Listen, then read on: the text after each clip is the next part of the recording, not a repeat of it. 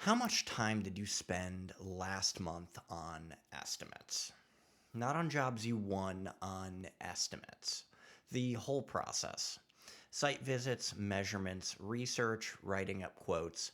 For most contractors, it's somewhere between 20 and 40 hours a month. That's a full work week just generating proposals. Now, here's the question. How many of those estimates actually turned into jobs? The industry average is about 25 to 30%. That means you're working about 30 hours a month for free. At $80 an hour, which could be conservative for a lot of skilled contractors, that's $2,400 a month in unbilled time, nearly $29,000 a year. And here's the thing, everyone told you that's just how the business works. Free estimates to get the job, it's the cost of doing business. Today I'm going to show you why that's wrong, and how much it's actually costing you, and what the 4% who survive do differently. So let's do the math.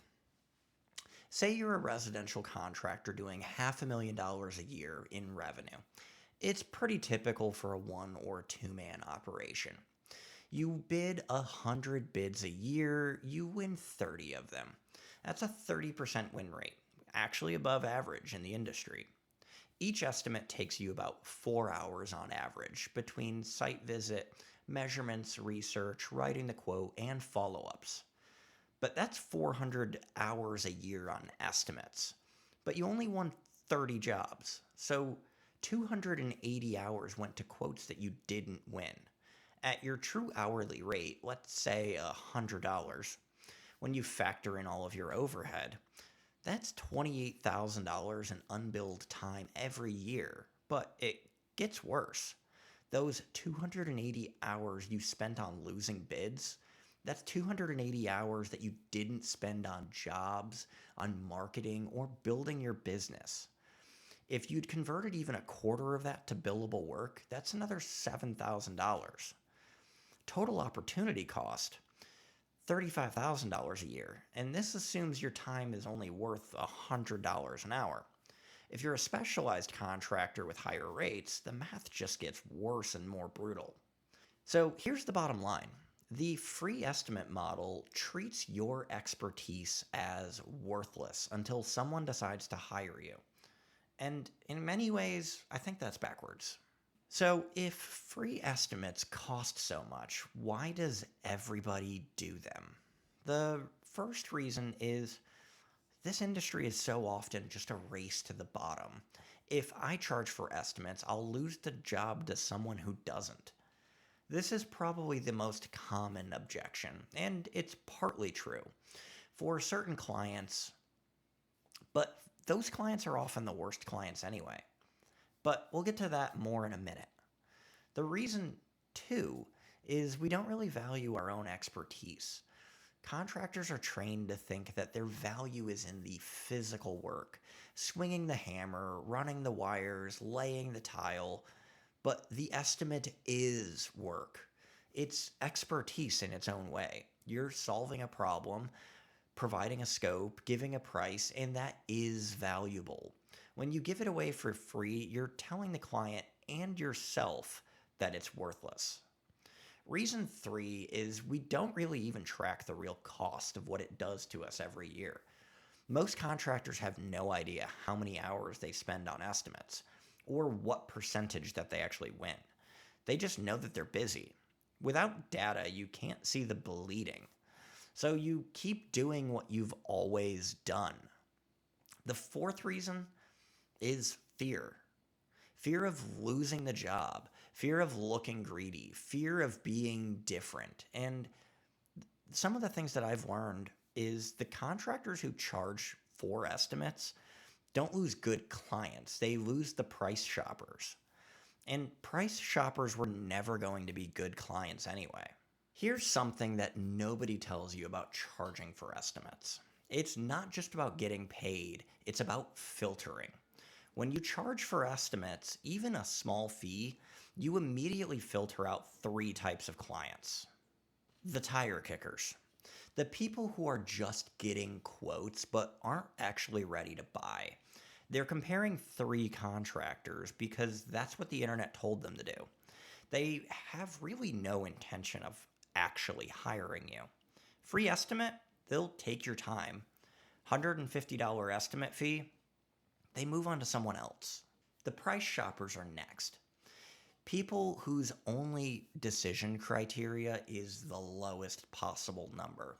They really don't care about quality, reliability, or expertise. They want cheap. These clients are never profitable. They beat you up on price, then complain about the work, and then don't refer you to anyone. When you charge for estimates, they kind of just self select out. They go find someone who will compete on price. And that's actually a win for you. The not so serious is the next. The people who aren't actually even ready to make a decision, they want a quote so that they can think about it for 6 months. Maybe they'll do a project, maybe they won't. Meanwhile, you've invested 4 hours that you're never going to get back. An estimate fee forces some level of commitment. If they're not serious enough to invest $100 or $200 in the process, they're really not that serious enough for you to consider them to be your client. Okay, so with all of that said, how do you actually implement something like this? Let me give you three models that I think work, and I've seen some industry data that backs it up. The design fee is the first model. This works great for larger projects, renovations, custom work, and anything with any level of complexity. Instead of a free estimate, you're really offering it as a paid design consultation, typically somewhere in the range of $150 to $500 depending on the project size. And here's how you can pitch it. I offer a design consultation for $250. During the consultation, I'll visit the site, I'll take detailed measurements, discuss your goals, and prepare a comprehensive proposal with full specifications and pricing. If you move forward with the project, the consultation fee is credited towards your contract. The credited towards the contract part is key. It makes it feel less like a fee and more like a deposit towards the job. The second model is more of a two-stage process. For simpler projects, you can split it into 2 stages. Stage 1 is a free phone consultation. 15 minutes, you qualify the lead, discuss scope roughly, and you can give a ballpark range. Quote, based on what you're describing, a kitchen remodel like this is typically $40,000 to $60,000. Does that align with your budget? If they say yes, you can move on to the second stage, where it's a paid site visit and detailed estimate. To give you an accurate quote, I'll need to do a site visit and detailed assessment. I have a $150 fee for that, which is credited towards the job if you hire us. This helps screen out the tire kickers at stage 1 without requiring any fee, but it protects you for the detailed work. The third model is a minimum project threshold.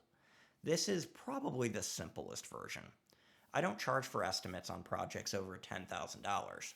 For smaller projects, I have a $100 assessment fee. The threshold number depends on your business.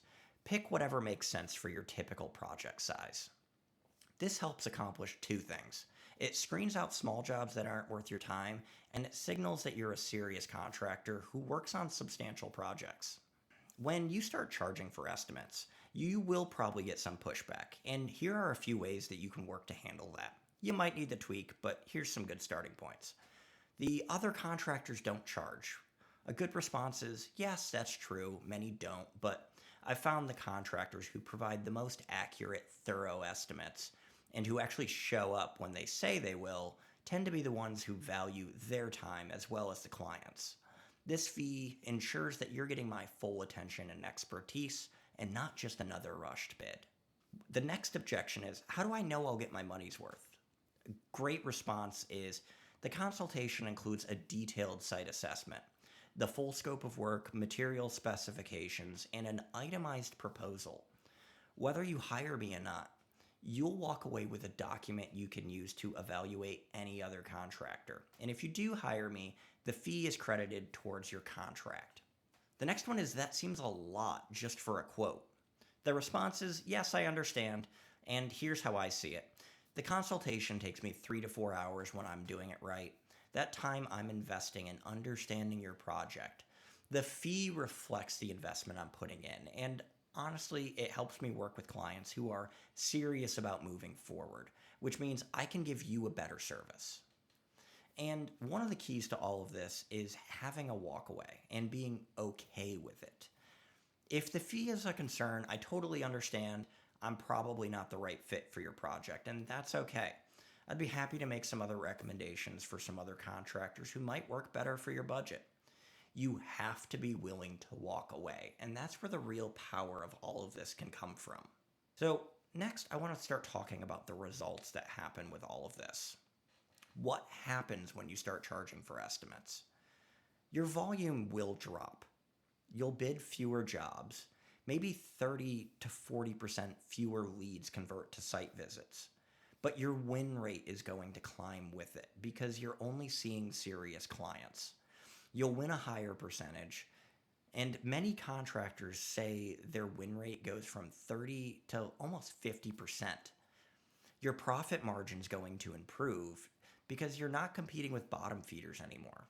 You're competing with other serious contractors for serious clients. Your stress levels are going to go down because you're not running around giving free estimates all day to people who are never going to hire you. The net effect is you're going to do the same revenue or more, but with fewer bids, better clients, more profit, and less headaches.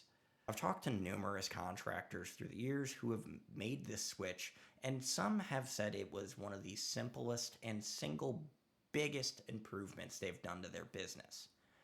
Not because of the money from the estimate fees. It's minor and it's just a bonus, but because of the clients that it helped filter out. So, if you want to go deeper on this, the complete estimating system with calculators, formulas, and templates, I built a guide called The Estimator's Edge. The link for that is down in the description.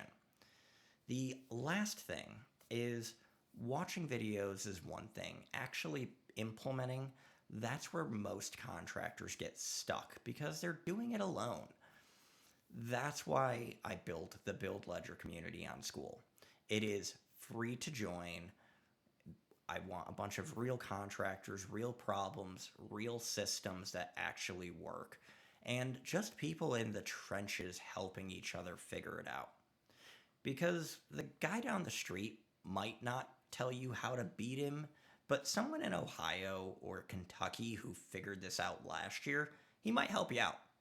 The link for that is also in the description, and all of my other resources that I just previously talked about, you can also find there. Also, if you're interested in working one-on-one with me, that is the place to do it. I will see you in the next one.